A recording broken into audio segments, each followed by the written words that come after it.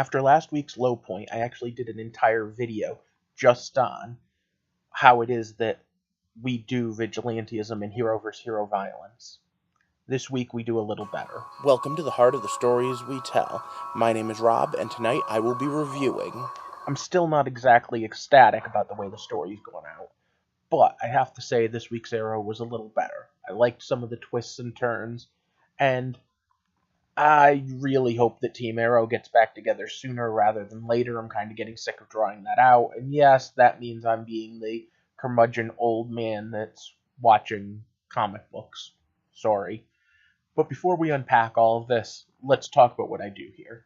Mostly I use this channel as an excuse to watch a bunch of movies and TV shows. I review movies and TV shows, books, comics, as they come out. I do Throwback Thursdays almost every Thursday, and I break down what I learned from those stories into theory videos every Sunday. If that sounds interesting, click subscribe and join our little community here. Alright, so we've got Team Arrow hacking away. We have Richard Dragon as the actual antagonist that was the big reveal, although even they don't know whether it's him or Anatoly yet. However, Captain Hypocrisy kicks off yet again with a spectacular example of do what I say, not what I do. Seriously, at this point, I think that should be Arrow's code name, Captain Hypocrite. But alright. Before we break down the individual things, there were some returning actors I'm happy for, and a really great scene or two. So overall, I did enjoy it. Let's throw this up there and get started. So once again, it's stop. Spoiler time. Ba-da-na-na. Massive points to the writer that realized that with Renee being in the hospital, someone had to look after his daughter, and the fact that the outsider, specifically Terrific, went and talked to her to explain what was going on. They didn't draw a lot of time on it, but that scene alone made me sit there and feel that this was well worth it. On top of that, Dinah is still on the warpath.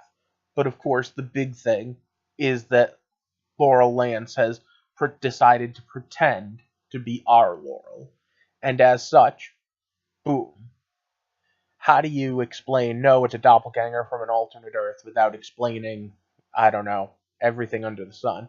And how do you explain what the difference between the two? I mean, all right, they're going to be genetically tested. Well, genetically, they're the same person.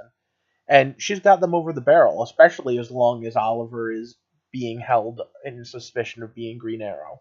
Because as long as she says, no, Oliver's not Green Arrow, everything's fine. But if she comes out with that, then everyone is sunk. Because how many secret identities does she really know? It's not just Ollie. She knows that her father has been helping him. She knows Dinah. She pretty much knows the whole team, right? Maybe she actually doesn't know Terrific, but they don't really use Terrific that much. Having said that, we then have a returning character, someone that we haven't seen in a while, Roy Harper. And I knew he was coming back, but I was really shocked to see how.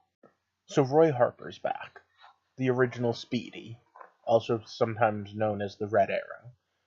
Just to recap, in case you missed it through all of this, he was Green Arrow's sidekick for like 10 seconds, and then he ended up having to leave, and he faked his own death, pretending that he really was Green Arrow, and doing so freed people from thinking Oliver Queen had anything to do with it. Of course, the amount of times people had to be convinced that Oliver Queen wasn't pretty much showcases how bad this whole thing got. But okay, in the comics he was also the original sidekick. So, him and Thea. Wow. Love story gone awry. I loved the kiss. I loved the I hope you're not seeing someone. I loved the I'm not leaving without you. I really hated the Speedy acting like Arrow.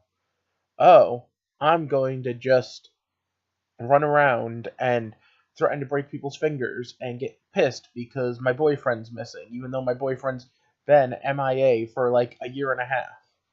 And of course, all of this goes back to Richard Dragon. But I was happy to see them showcasing how badass of a combatant he was, and the fact that he could think of things like, instead of threatening Roy directly, threatening Thea. Although there's part of me that wanted Roy to just laugh and go, oh, because you're going to go hurt Thea, who just came to rescue me. Think that through. Like, this isn't threatening Felicity, who can't defend herself, really. This is threatening another superhero. And I always have this problem. It's like there was even a great funny issue of Superman, Wonder Woman when they were dating. That it was an alternate thing, weird, but okay. Wonder Woman and Superman are dating. They show up in a fight, and Zod goes to attack Wonder Woman because Superman he would be weakened by the fact that he was attacking his girlfriend. And Superman's like, no, you can't do that. She'll kill you.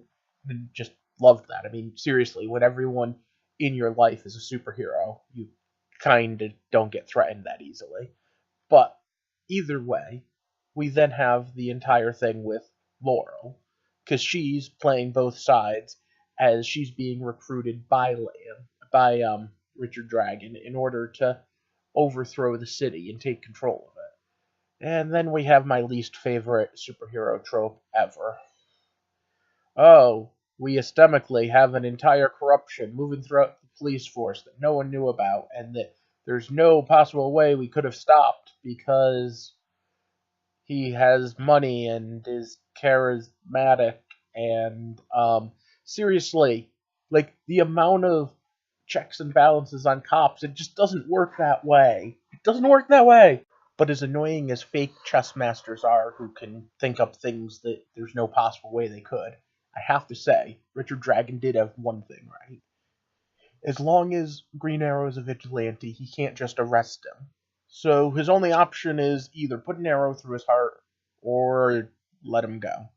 And as long as he's got some sort of pull within the police force, it's going to be let him go.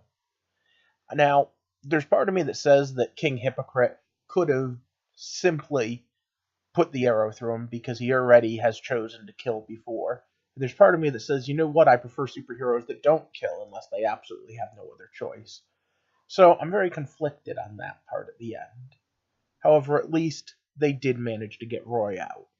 And that's a good thing, because I know that Colton Haynes had a very BS reason that he shouldn't have had to have quit the show, but he did. And I'm glad that we have the ability to maybe bring him back someday. But it was all a nice, happy ending. Wait, what? Ra's al Ghul? League of Assassins? What? Huh? Alright, so it's going to be a little ways before the next episode. Let me know what you thought about that surprise twist at the end. And are you happy to see Nyssa back? I know I am. She was an awesome actress. I also love the fact that we're going to have a new Demon Head issue coming up. I thought this was only going to be on Gotham this season. But as always, if you could do me a favor and like, share, thumbs up, and of course subscribe if you haven't already. I'm trying to build this out to be a community where we can discuss all the crazy twists and turns in these comic book style dramas. And at the same time, we can get to the heart of why it is we tell these stories and how we tell these stories. And maybe in the middle of all the crazy, there's a small sliver of what makes us people and how we relate to each other. I hope you have a good night, and thank you for walking with me through the heart of the stories we tell.